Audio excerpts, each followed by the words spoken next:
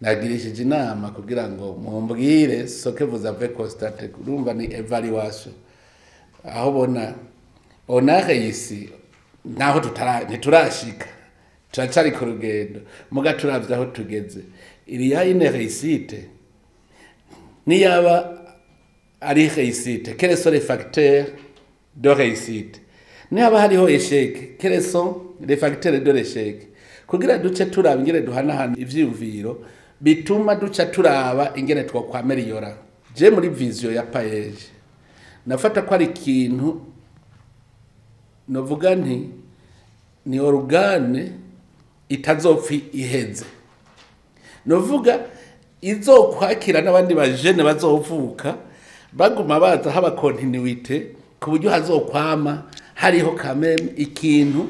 qui participe de la gestion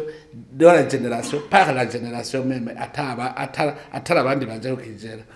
leta itokwama ari perpetuelle financier ko ifise limite kuruva ukaba umutahe nitwa tuvuga tuti paeje ishitse kuri plafond naya tuvuga tuti ni 100 miliyari acaba ayo novuga abaza barasubiza hamwe muvuga muti umutahe ugwaruka kwatanguje ni 100 miliyari tugire evaluation turaho tugeze ugasanga musishitse nko kuri 500 miliyari kandi mugifise ya 100 miliyari iguma izira habandi mugasanga n'abandi barakuza bagahakaza abandi gushikaho tuvuga ko ni ikintu gikomeye ico rero nico dutegereza guca du planifier jewe ico nipfuza nuko nyene tugira iyo evaluation irimo critique autocritique twashobora kugira ama recommandation tugenda tujanye ayo ma recommandation azotuma tugira planification ku yindi retraite izocikurikira tuzoca tuza cette fois dufise en place stratégique izocikora tuvuga tuti tuzoza turameliora gusa uko imyaka igenda mugabo tuvuga tuti turafise ntuzeye ibarabara rigenda tuvuye mu mwiherero wari watumwe ko na nyine icubahiro umukuru w'igihugu uwo mwiherero nawo ukaba wari ugenewe ku bwa mbere indongozi za paeje hamwe umugwi munini washizweho w'ugwaruka ruciye ubwenge washizweho kugira ngo rushobore gukurikirana ido nido ibikorwa vy'umugambi paeje ingene biriko baragenda mu gihugu uko twasanze bimeze nuko nkuko mubizi nyene icubahiro umukuru w'igihugu yaramaze iminsi 20 ariko aratembera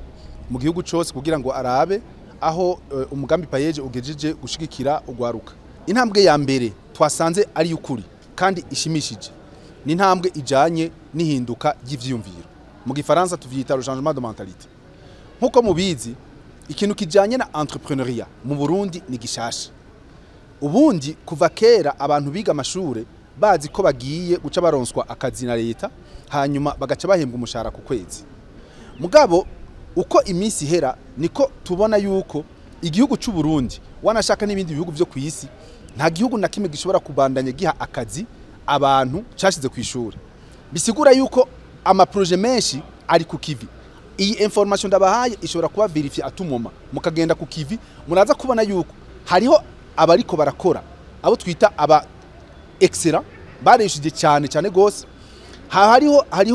abari réussi hariho abari aho bimeze neza hariho abo bicumbagira hari nabo byanse burundu muri rusangi turashima burya iyo tutabadushima na nyene icubahiro umukuru w'igihugu ntiyari kudutuma ko atume ko nabajya abantu bose avuga ati ivyo nabonye kuri tere nabonye ari ibintu bimeze neza mubandaniriza aho nyene ahubwo mwiyumvire ukuntu bishobora kubandanya biba vyiza gusumba